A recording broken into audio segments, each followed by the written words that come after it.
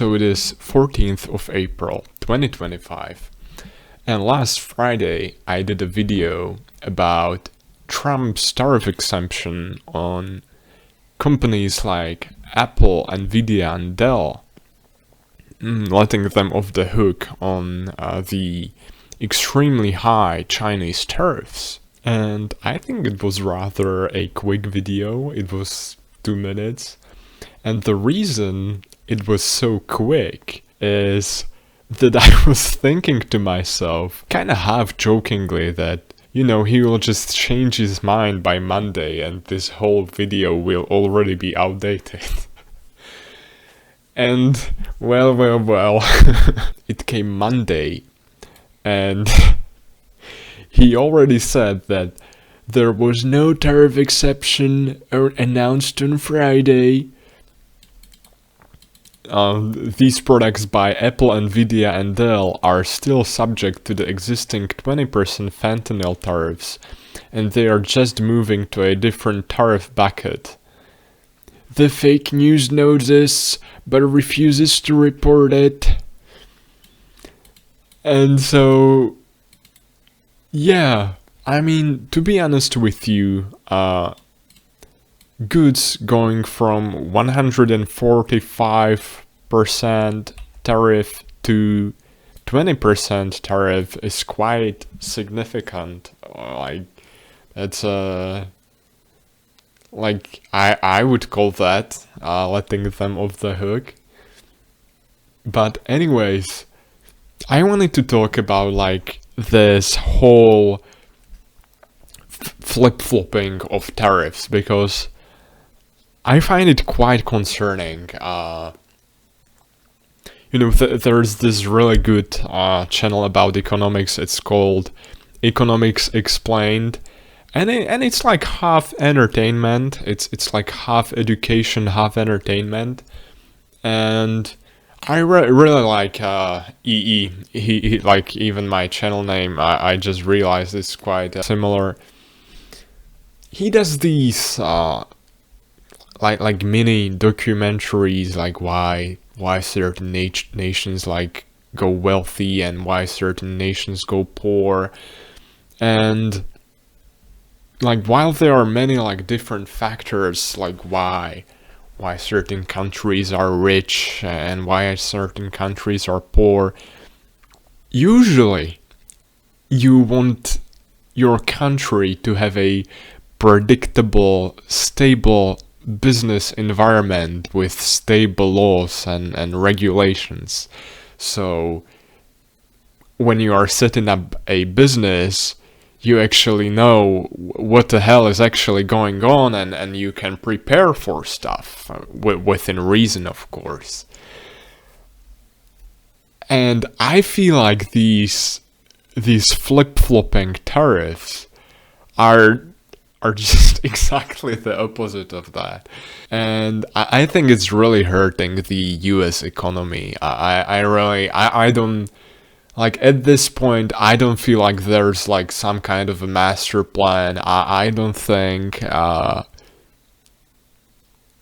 don't think it's really reasonable to expect anything good coming from this, really. And while mainstream news kind of destroyed their credibility during COVID, I think like they are sometimes nowadays reporting like kind of good stuff, you know, like they sometimes have a kind of good point, I would say. For example, like reporting that this unpredictable tariff flip-flopping is kind of really good for insider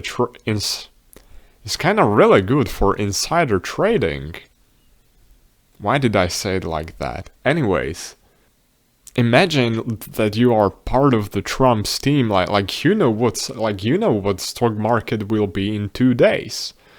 And me personally, I'm not alleging anything. I'm not even alleging anything. Like, I cannot, it's impossible for me to know whether this is happening or not. But it certainly looks concerning to me Like, if you are trading stocks right now and trying to profit off of this volatility, I would be very cautious about that, because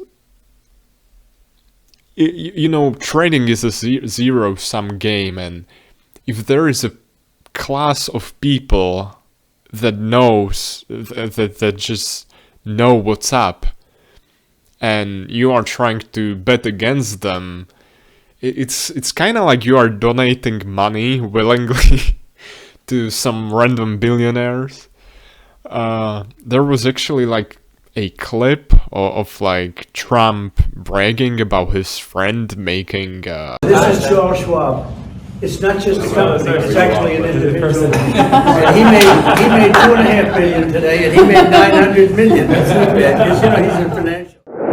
like, I cannot verify if that's real. I don't know, kind of looks concerning. Even CoffeeZilla chimed in on his like calling out the little madness that's happening on the market. And yeah, personally, I wouldn't be really trading right now. I just don't think it's a good time to trade. But if you are so inclined, fuck it.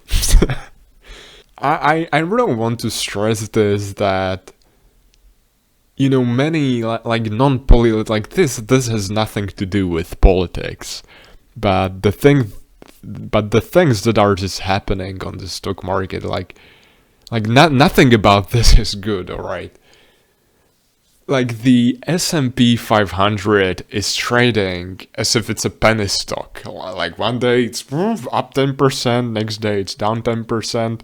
This level of volatility is just not good for anyone, really. And I just hope that, just as most people can agree that having violent criminals on the street is generally, it's not a good idea, then maybe, just maybe, having an environment in which financial crime is easy to do, maybe that's kind of bad too, kind of like when you steal from people, or in indirect way. It's kind of like bad too, like poverty can also lead to death and stuff, like bad things. But hey, what the fuck do I know? Actually, I'm European, so I'm in a way, I'm kind of actually benefiting from this. The European markets are benefiting from this, but yeah, Jesus, like, I don't know. I really hope like your situation improves in America, because I don't think it's good, guys. Yeah. Anyways, I'll see you on the next episode of this Tariff madness.